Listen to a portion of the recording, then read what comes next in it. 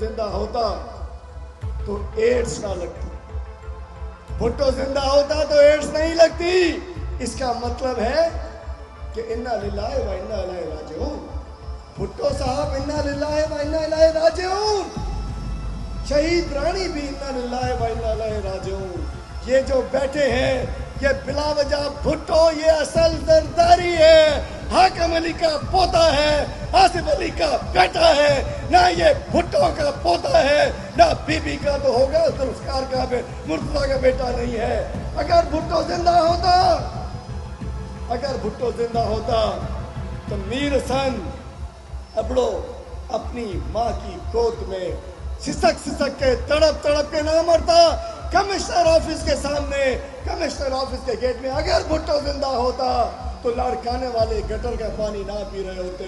अगर भुट्टो जिंदा होता तो थर में बच्चे ना मर रहे होते।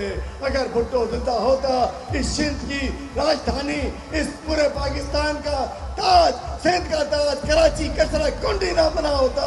अगर भुट्टो जिंदा होता तो सिंध लावारिस ना होता।